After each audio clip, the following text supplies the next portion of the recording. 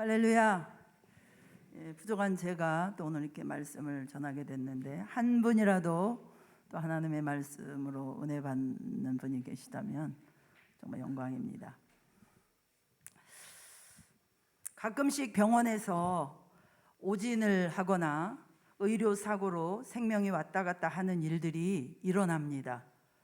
그런데 그보다 더 심각한 일이 있습니다.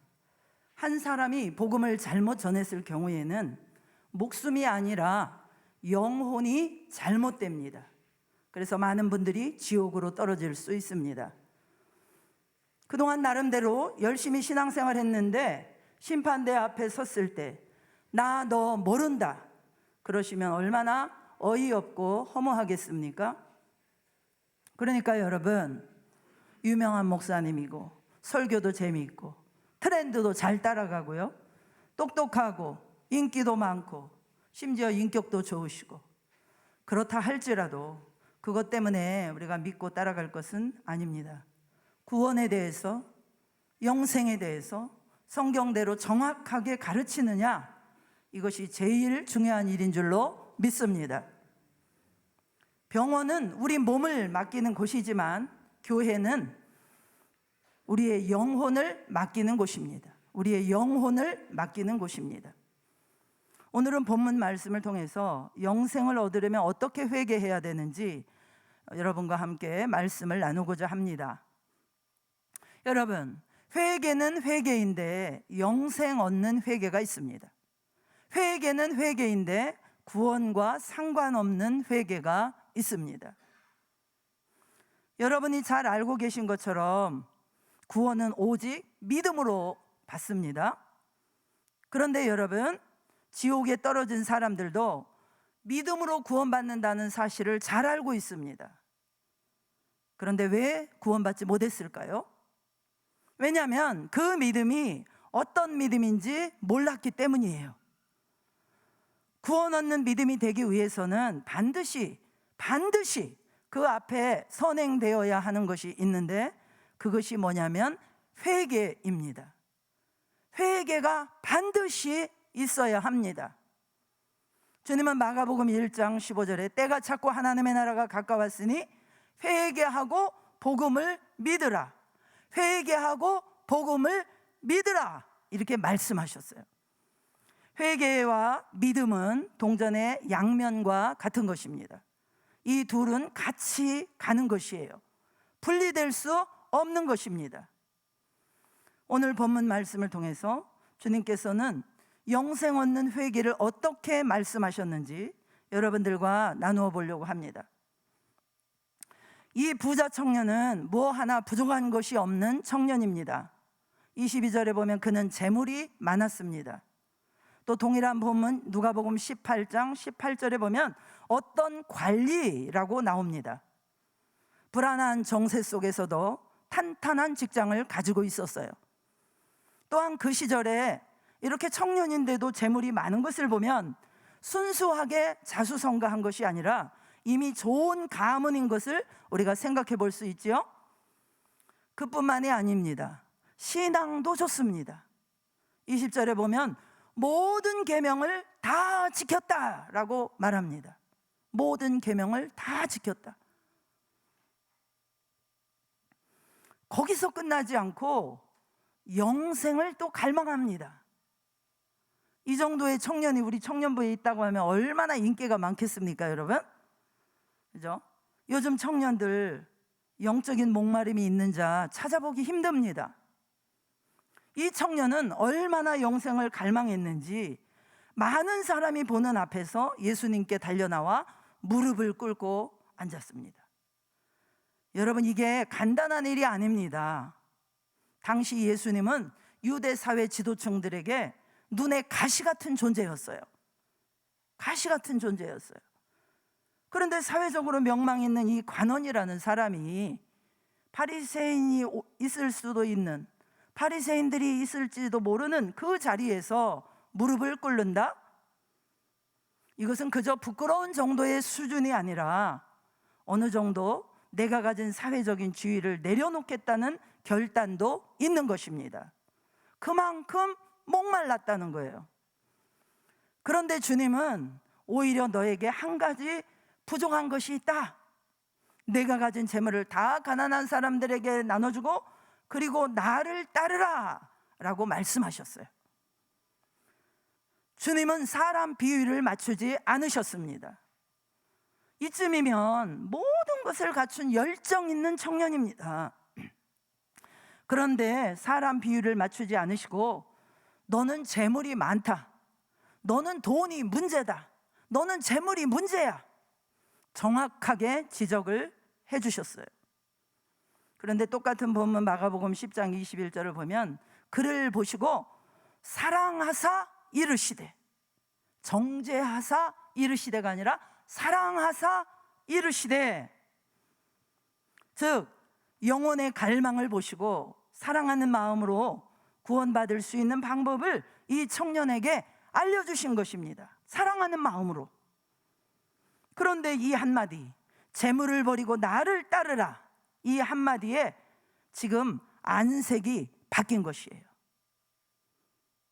그래서 마가복음 10장 22절에도 보면 이 청년은 슬픈 기색을 띠고 근심하며 돌아가 버립니다.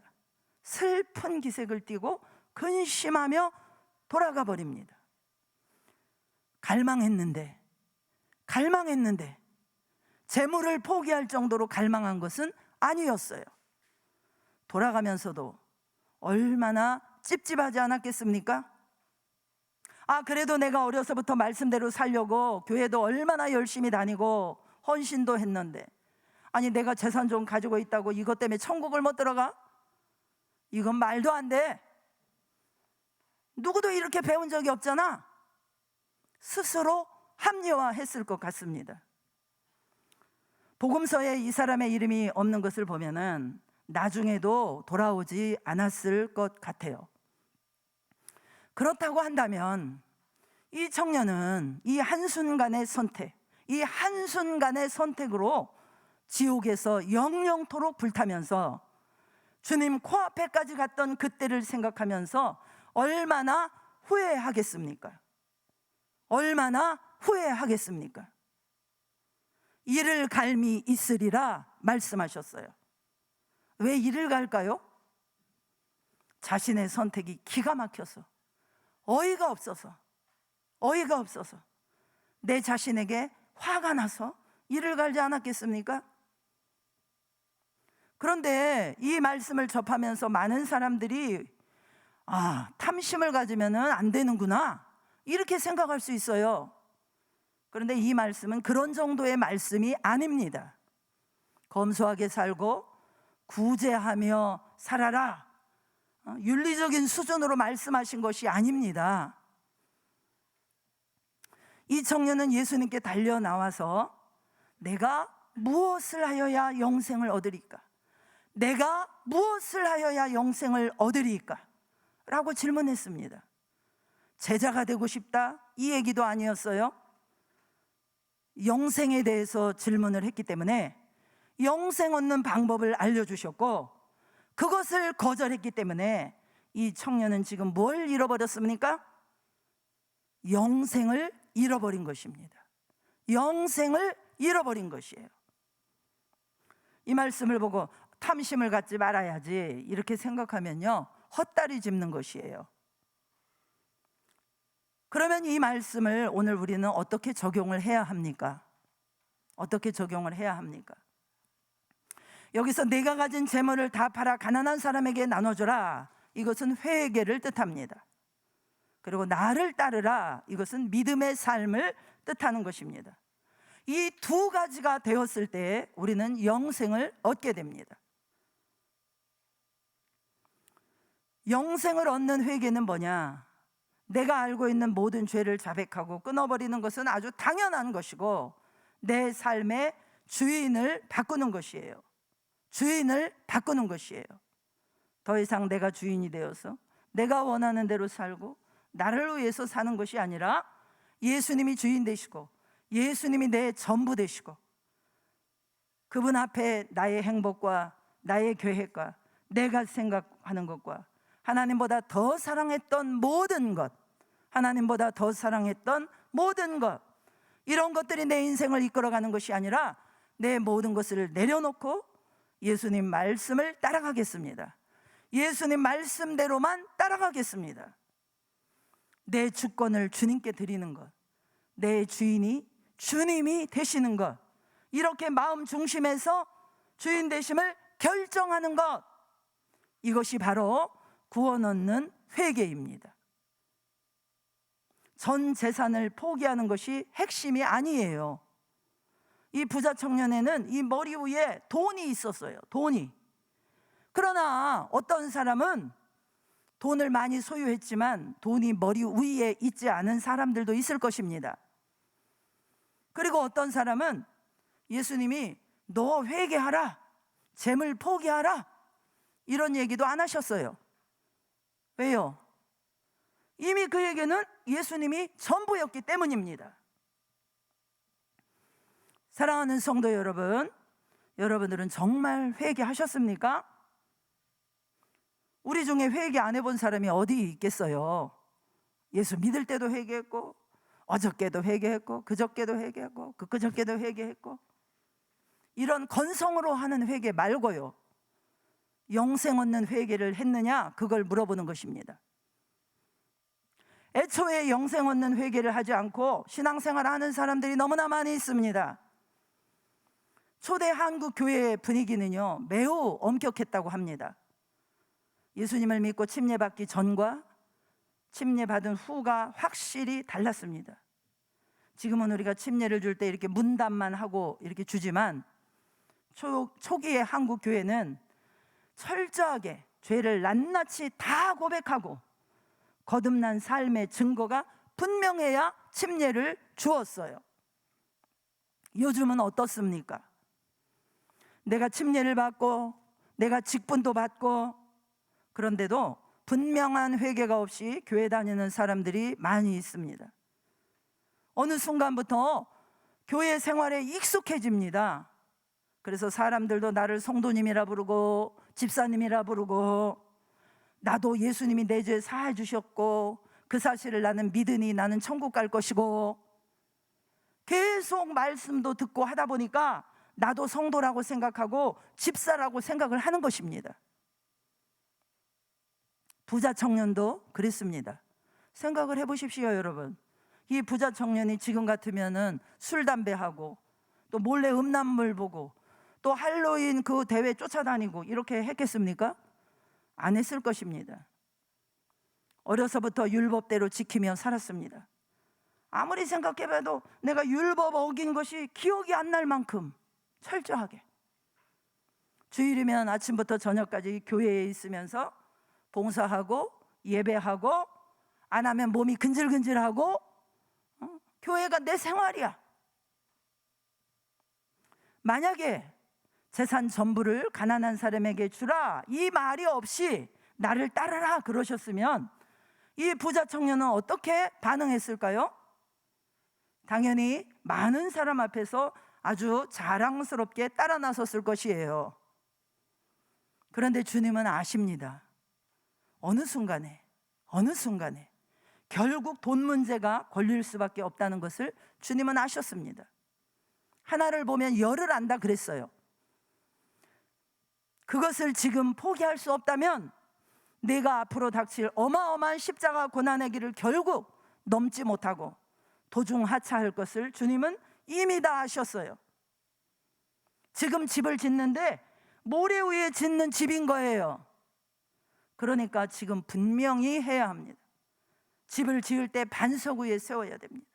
지금 처음부터 똑바로 해야 합니다. 이것이 바로 영생 얻는 회개라는 것입니다. 대부분 설교자들은 성도님들이 부담될까 봐 이런 얘기를 잘 안 해요. 하고 싶지만 부담될까 봐 못합니다. 믿음만 강조합니다. 은혜만 강조합니다. 하나님의 사랑만 강조합니다. 회개는 얼버무립니다. 회개가 없는 것은 아니에요.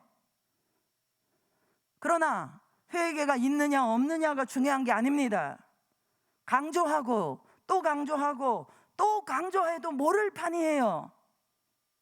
여러분, 우리가 이 말씀을 귀로 듣지만 눈이 열려야 됩니다. 여러분들은 어떤 말씀을 듣기를 원하십니까? 저는 개인적으로 나의 실상, 내 진짜 모습을 정확하게 알게 해주는 말씀, 누가 저한테 와가지고 너 이런 부분들 아직 붙들고 있잖아, 이게 너의 실상이야, 이거 회개해야 돼, 이렇게 알려주셨으면 진짜 좋겠어요. 어떤 분들은 힘드신 줄 압니다. 세상에서 막 피 흘리고 시달리고 부상까지 당하고 왔는데 주일날까지 오면은 맨날 회개하라, 회개 막 이러면 여러분들 위로가 되시겠어요?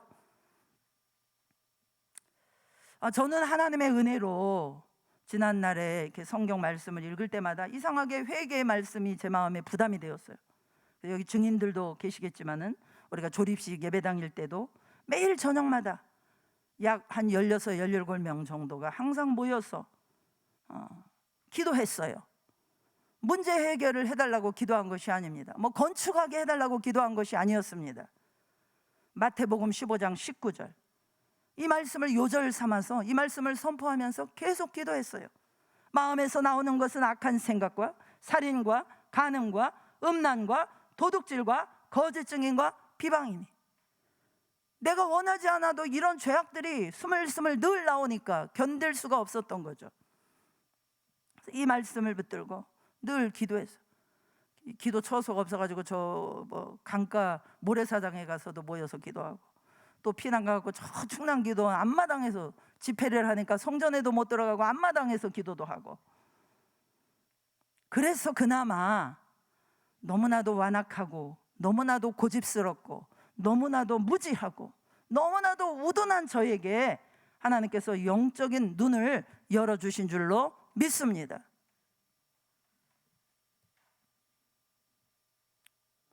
여러분, 주님은 눈치 보시는 분이 아니십니다. 부자 청년이 가든 말든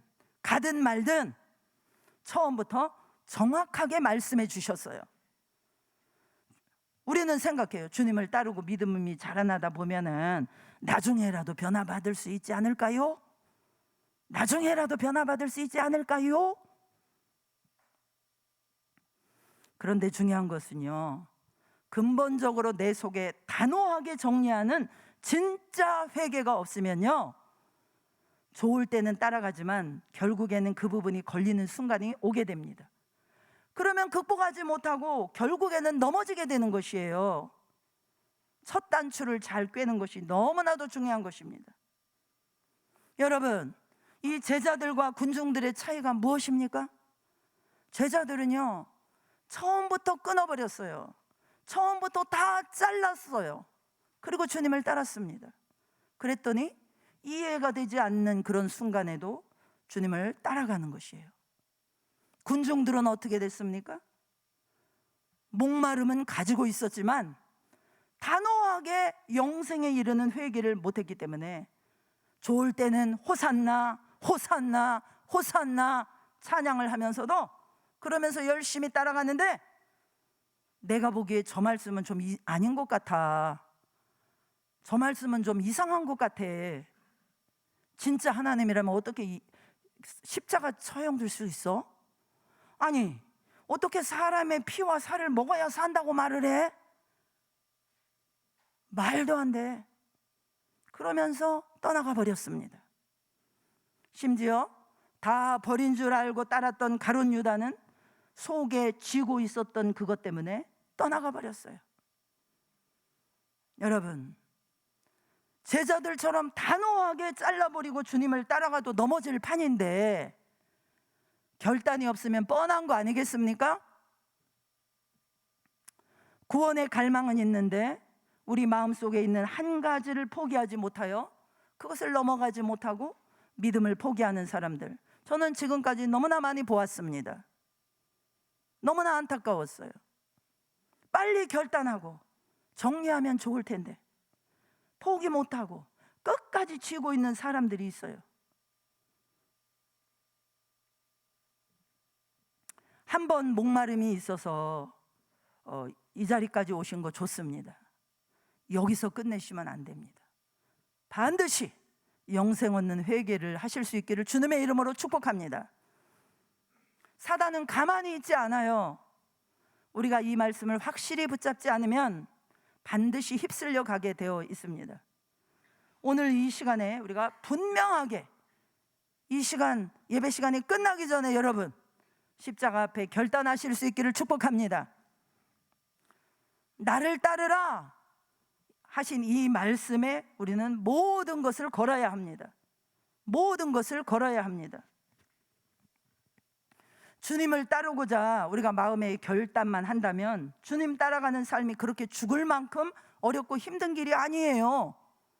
갈수록, 처음에는 좀 힘들지만 갈수록 자유하고 갈수록 기쁨의 삶입니다. 여러분, 갈수록 풍성해집니다. 여러분,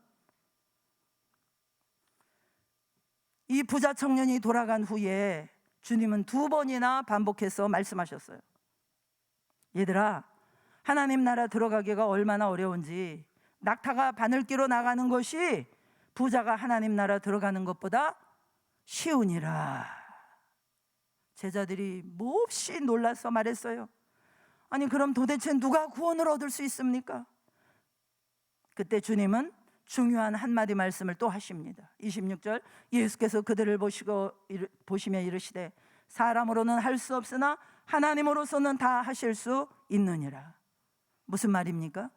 내가 할 수 없는 그것을 하나님은 할 수 있게 만드셔서 회개케 만드신다는 것이에요. 그러므로 우리가 이 영생에 이르는 회개는 내가 결단하며 하나님께 나가야 되지만 나의 결단만으로는 절대 안 됩니다. 내 인생에 사랑했던 거, 내가 평생 의지하고 좋아했던 거, 이런 것들 한순간에 내려놓고 주님을 위해서 살겠습니다, 이게 제정신으로 되겠습니까? 내 힘으로 되겠습니까? 안 됩니다. 밭에 감추인 보화의 비유처럼 보화를 발견한 사람만이 할 수 있는 것이에요. 그러니까 나의 결단만이 아니라 성령 하나님께서 눈을 열어주셔야 합니다. 그러므로 영생을 얻는 회개는 하나님의 은혜예요.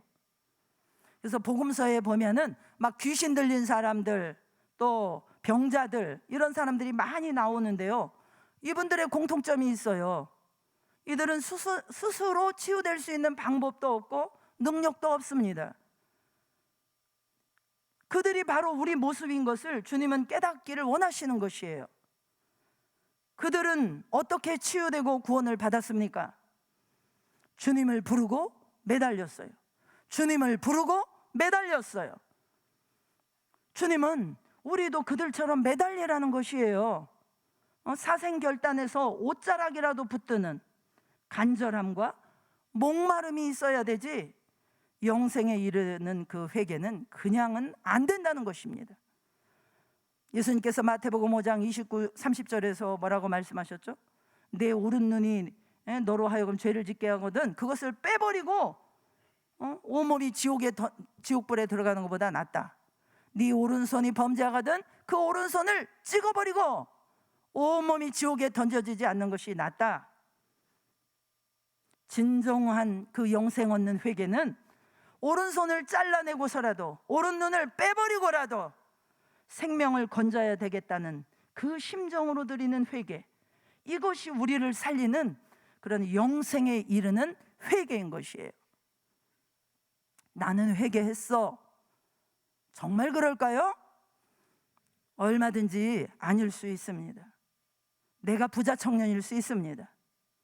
어려서부터 주님 떠난 적도 없고 말씀대로 살고 어제도 회개했는데, 그런데 여러분, 애초에 구원에 이르는 회개는 아닐 수 있다니까요. 이 시대를 보면 알 수 있어요. 이 시대가 어떻습니까 여러분? 갈망은 있긴 있는데 어느 정도는 세상을 포기할 마음도 있지만 거기까지 하고 싶지는 않은 거예요. 그것까지 포기하는 것은 너무 부담스러운 거예요. 어쩌면 주님 보시기에 우리도 부자 청년일 수 있습니다. 우리 나름대로 신앙생활을 하고 있고 목마름을 가지고 있다고는 하지만 이렇게까지 할 필요가 있을까?